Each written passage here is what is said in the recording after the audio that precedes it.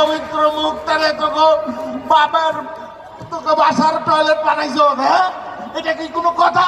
কাকু বসো, বসো, বসো। আচ্ছা আপনি শোনেন, লাফাও, হ্যাঁ। তুই যে এত লাফাও, তোরে কি আব্বা মনে দেওয়ার আগে বাড়ির উত্তর পাশে জমি লেখে দেয় নাই? কে আমার এই দক্ষিণ পাশ দাও নাই? এই, তোর বাড়ির পেছনে জমি লেখে দেয় নাই? কে আমার এই সামনের পুকুরটা এটা দেয় নাই? এই, তোমার এই ধানি জমিটা দেয় নাই? এটা দেয় নাই? কে এই যে 6 মিলটা কারে দেছে? 6 মিলটা হালের যে বলদগুলো, তুমি যে মোহাম্মদপুরে আমার একটা দেছে, এটা আমার দেশে, এই আমার দেছে। সম্পত্তির এই পাশা আমার, এই বাস আমার, এই পাশা আমার, এই বাস আমার, এই পাশা আরে এই বাস আমি নিমু। এই পাশ। এইটা কান্ডা হইল।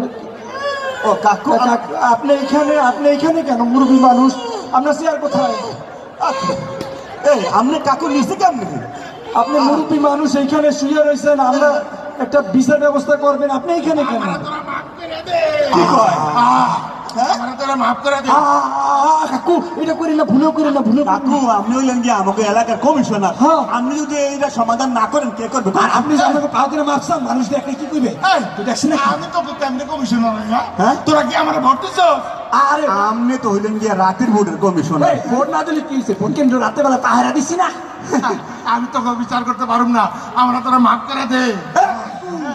মাফ করা যাবে না, আপনি রাতের বোর্ডের হন আর জাল বোর্ডের হন, আপনি যে গ্রেমে হোক আপনি কমিশনার হয়েছেন।